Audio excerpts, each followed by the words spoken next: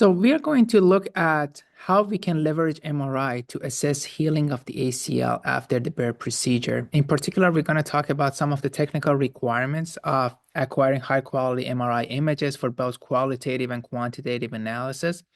Also look at some of the important features distinguishing BEAR from an intact ACL and ACL reconstruction, and how we can use those features to track healing trajectory of a BEAR ACL, as well as to better make an informed decision on whether we need to do additional interventions such as revision ACLR. So there are two different types of MRI analysis. The most common one is qualitative, where we are using common clinical sequences to assess overall morphology of the ACL, as well as surrounding tissue structures. On the other hand, we can use some of the more detailed or quantitative sequences to further evaluate the structural properties of the healing tissue, in particular its mechanical strength, so we can predict that either using signal intensity or relaxometry. So for qualitative assessment, we typically use clinical sequences. These include proton density weighted, which we see on the left, as well as T2. These have good contrast to give us good view of all the different tissue structures, including fluid in the joint, so we can better understand the state of the tissue, as well as if there are any additional surgeries, if there are any additional injuries, and if there are kind of like any fluid accumulation in the joint. For quantitative or qMRI assessment, we will use signal intensity-based sequences such as KISS to give us a reading of the normalized signal intensity, which we can use it as a surrogate for tissue structural properties. Or we can use T2 mapping techniques to get a better sense of relaxometry properties, which is also a surrogate for tissue chemical composition and structural properties. But the signal intensity based have better anatomical, basically resolution. They are typically faster and more compatible with clinical settings, and relaxometry techniques are typically used in a research setting. So to do basically a good qualitative assessment, we need both of the PD and T2 sequences so we can see all different tissues and structures in the joint. We definitely need sagittal cuts, but if we do high resolution image acquisition, we can also use them to reconstruct coronal and axial views without the need to do additional coronal and axial imaging. And we definitely need to have a less than 1 millimeter slice thickness, so we make sure that we can basically investigate through the whole thickness of the ACL. For quantitative signal intensity based assessment, we either use a KISS sequence, which is for Siemens, and equivalent of it for GE is Fiesta C, and BFFE for Philips. And we definitely need to find resolutions of voxel sizes less than 0.5. Similar to qualitative, we want to have a small slice thickness so we won't miss anything as we are surveying through the thickness of the ACL. And also the other parameters should also set to be standard so we can compare between different magnets and different patients. So here is an overall view of how BEAR ACL may look different from a native ACL as well as a reconstructed ACL. So for both ACL reconstruction as well as BEAR, they're going to look much differently across different time points, especially within the first 2 years as the tissue is basically maturing up within the first 2 years. But overall, they look slightly larger than a native ACL, in particular at the earlier time points. And for BEAR in particular, we see a lot of basically scar tissue around the edges of the ACL. So the edges of the ACL is not that well defined compared to ACL reconstruction, where we are kind of like seeing that tendon graft, which is very well defined, such as a straight band. But if you give it enough time, these scar tissues will get resorbed, so the ACL shrinks, and it becomes very well defined with more of these dark directional fibers. So here's an example of longitudinal changes in BEAR that we expect to see within the first 6 years. So pre-op, a scan shows that we have a mid-substance tear. Here's the tibial stump, here's the femoral stump. At early time point, we see a lot of scar tissues around the ACL, and in the middle, we see some directional dark fibers, which by the passage of the time within the first 2 years, we see that the scar tissue is getting absorbed, and we see more proportions of these dark tissues connecting the femur to the tibia. So the most important factor is that we have continuous connection between femur and tibia. And then the secondary factors is what percentage of this kind of like fibers are dark directional fibers, which we expect it to become higher as the time goes by within the first 2 years. When we look at ACLR, we don't deal that much with the scar tissue, so the ACL boundaries are well defined even at early time points, but we see that the proportions of dark fibers also follow the same trend as BEAR, where we see at 6 months we have less of those dark fibers. By 2 years, we see more of those in the basically reconstructed grafts. So one specific feature of the BEAR procedure is that the ACL is going to heal insertion to insertion regardless of the tunnel position. So this is because we are connecting the two stumps, and the stumps are connected to their bony footprint. So here we are looking at an example where the femoral insertion is drilled very close to the femoral tunnel is drilled very close to the original femoral insertion. So here we start from the tibial stump, and the tibial tunnel goes up all the way towards the femur. And depending on the location of the femoral tunnel, we may end up having a simple versus a complex, basically footprint. So here we are seeing that the femoral tunnel is very close to the footprint of the basically ACL attachment on the femur. And basically the insertion at the end is going to be very similar to what we had in a contralateral intact ACL. Whereas in this example, we have the femoral tunnel much more anterior to the insertion site. So a bundle of these kind of like tibial stump fibers are going to go and heal to the femoral tunnel, and the remaining of them are going to bridge to the femoral stump. So we have this complex morphology where it kind of like branches out. A portion of them goes to the femoral tunnel. The rest of them get attached to the femoral insertion.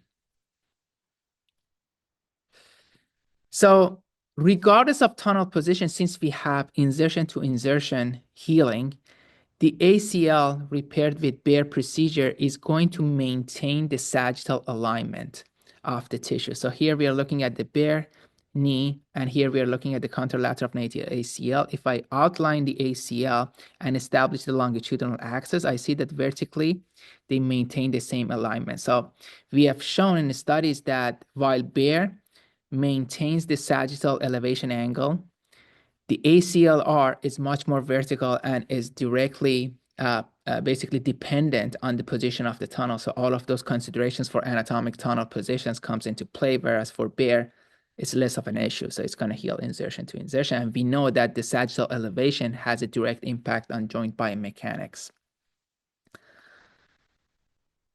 So for the next few slides, we are going to look kind of like in detail what will happen to the tibial stump over time and how the ACL remodels after the BEAR procedure. So for all of these on the left, I have the preoperative MRI where we can clearly see the tibial stump. And on the right, we have sequential MRIs at 3 months, 6 months, 12, and 24 months, so within the first 2 years.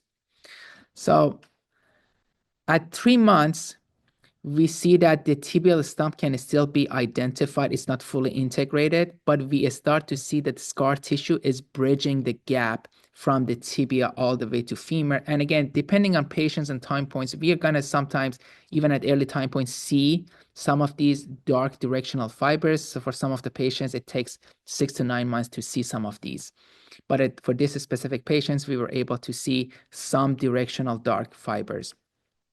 So if we go to 6 months, we are still able to see traces of the tibial stump. And then we see that more of that scar tissue is maturing into directional high quality fiber. So we see high quality connection from the femoral insertion to the tibial insertion. Going to 12 months, the femoral stump is fully integrated into the repaired ACL, so we cannot isolate those fibers anymore. And we see, again, as expected, more proportions of the fibers are becoming mature and dark, connecting the femur to the tibia. And by 24 months, the ACL looks pretty good. Again, I would like to reiterate that this is highly variable at different time points and between the patients. So this is something that we would like to see on average, but there are some patients which have a slow healing response. So we have done large animal studies showing that the ACL size, in this case volume, but it could be cross-sectional area as well, directly correlates with experimentally measured strengths of the ACL, with larger ACL being stronger. We have also measured signal intensity, showing that the darker the ACLs are, so the signal intensity is lower, the ACLs are stronger. So if we combine these two into a model, we can predict the strength of the ACL from its signal intensity as well as size. And we have translated that model into humans. So when we apply it to human subjects, here we are looking at changes in average cross-sectional area within the first 2 years. So the dotted line is the average for normal intact ACLs. The shaded area is 95% confidence interval. We see that while both BEAR and ACLR are shrinking over the first 2 years, ACLR remains significantly larger, whereas BEAR becomes much more comparable to intact, in particular after the first year. With regards to signal intensity, both of them follow the same trend. Both of them stay highly unorganized with high signal intensity values, and sometimes in between 12 to 24 months on average, they hit that threshold of normal values, so they mature up to the normal levels. Again, this is on average. It's not going to be the same for all the patients. So here we're seeing an example of this is the average signal intensity for BEAR, which that transition happened typically between 12 to 24 months. But we have had cases where that took much longer to get to the normal level. Some cases even never get to the normal level, whereas some cases had a much more rapid response to healing and they matured up much faster before 12 months. This highlights the importance of personalized post-operative rehab, where we are using a combination of clinical function and MRI to decide when is a good time for patient to return to a sports and modify post-return to a sports activity levels to minimize the revision risk. So we have also measured the cross-sectional area across the whole length of the ACL. So 0 on the horizontal axis shows the tibial attachment, 100% is femoral attachment. And what we are looking at here is how the cross-sectional area changes across the whole length of the grafts in red, as well as blue is for BEAR and the dark is for native ACL. We see that the grafts are significantly larger throughout, whereas BEARs have larger cross-sectional area, mainly in the mid-substance when the repair happened, and we have majority of the scar tissue. But if you give it enough time from 6 months all the way to 24 months, we see that BEAR becomes very close to the profile of the intact ACL, whereas ACL reconstruction remains significantly larger. This shows that the BEAR can not only maintain the sagittal elevation, but also can replicate the complex morphology of the ACL throughout its length. So when we look at the early qMRI assessment of ACL strengths, we were able to predict the patient recovery in functional outcomes. So we saw that patients with graded predicted ACL strengths from qMRI at 6 months, they had the greater improvement in their single hop performance from 6 months to 24 months. Again, reiterating that these qMRI measures can help us with tuning in the post-op rehab.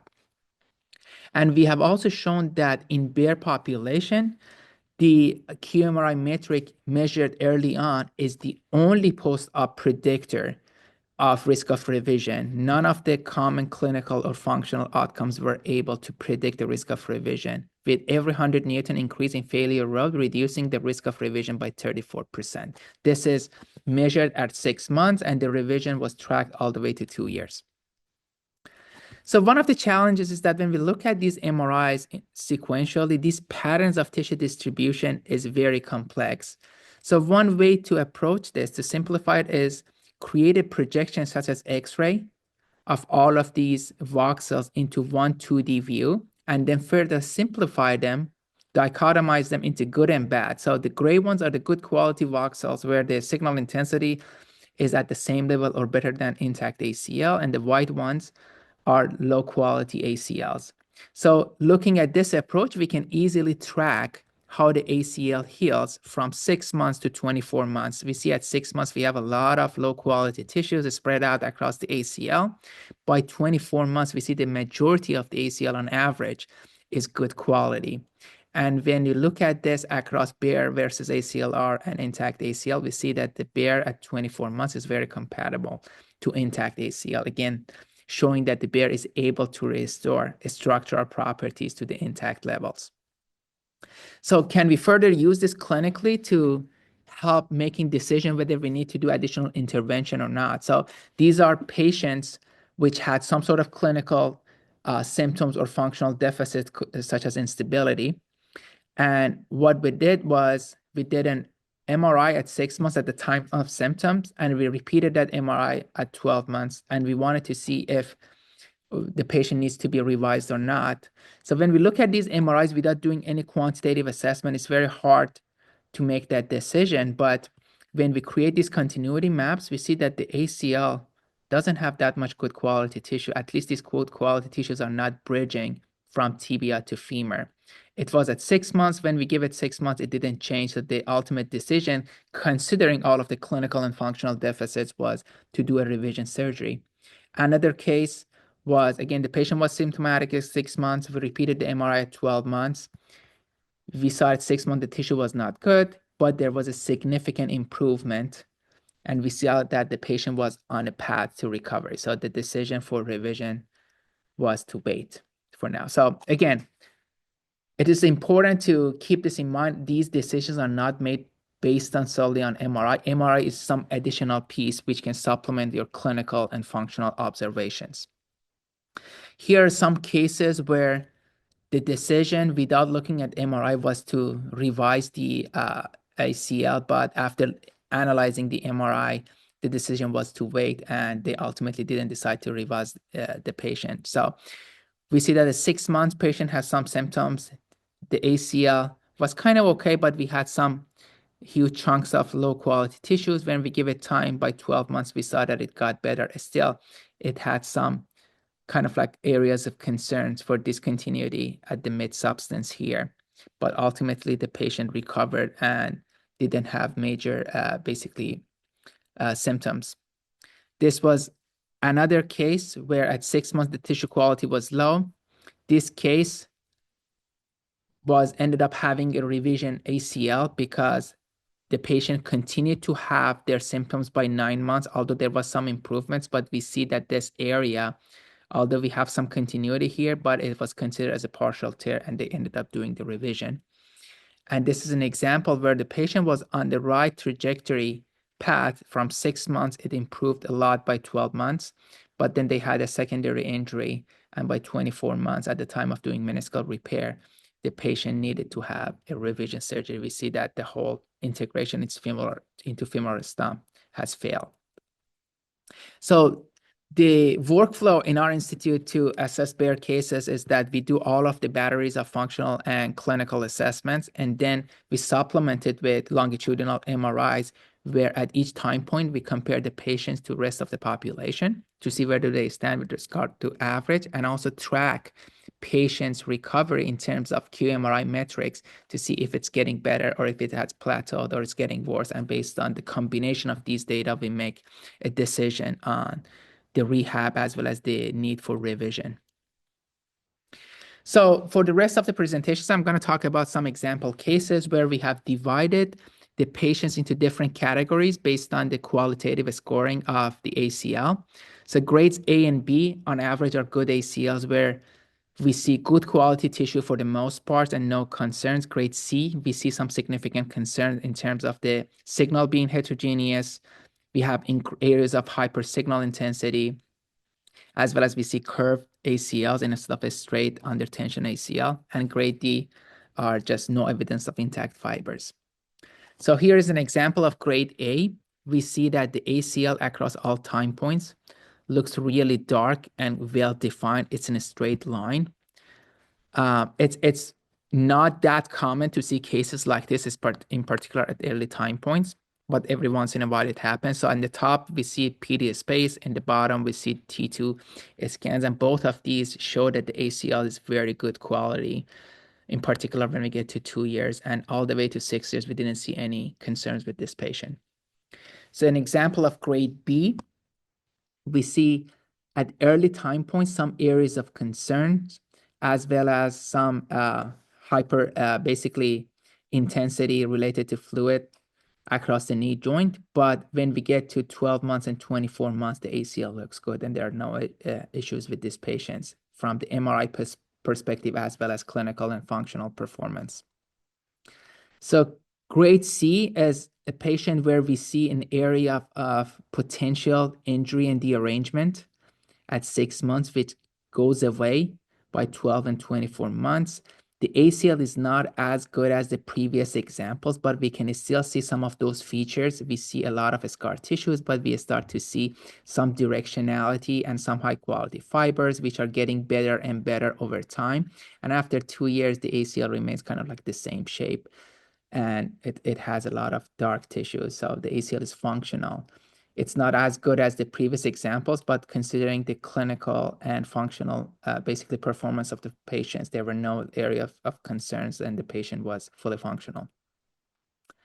This is an example where the patient was on its path to recovery, but the patient had a partial tear, which didn't get better within 3 months. This is 9 months. This is 12 months. We see that the ACL is not getting reintegrated, so ended up needing to have a revision surgery. Here is the revised ACL with ACL reconstruction.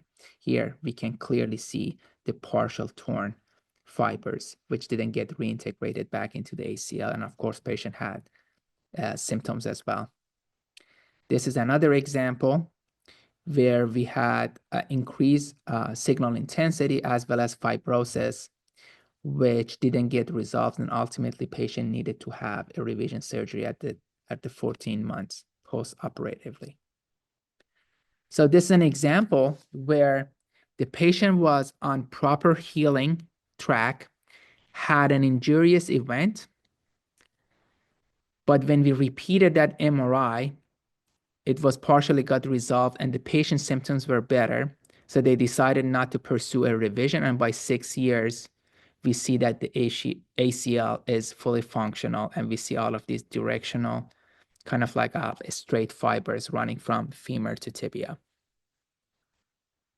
So the last example is a specific type, which is rare, of kind of like re-injury, is where we have a lack of integration of the femoral stump to the tibial stump. So if you remember, the BEAR ACLs are healing from the tibial insertion. A bundle of them go into the femoral tunnel. A bundle of them heal back to the tibial stump. Depending on the size of the ACL and how big is this integration, sometimes you need to do an intervention to repair this, such as a partial tear. Sometimes the patient is doing fine. In this case, we see that there's a big bundle going into the tunnel, and that's under tension, and it's good quality tissue. It's only the femoral stump is connected from this posterior aspect of these fibers, and ultimately the patient didn't need any revision surgery. But if the ACL is very small, the knee looks unstable, this requires further intervention. So in some of these cases, you have good connection from femoral tunnel to tibial insertion, but the femoral stump is kind of like dangling and not connected, but the patient does fine. But some of the cases, that connection is not robust enough to stabilize the knee joint, and you need to do further intervention. Thank you very much. I hope this presentation was kind of like informative enough to show some of these features. Please feel free to reach out to us if you have any further questions with your MRI assessments. Thank you.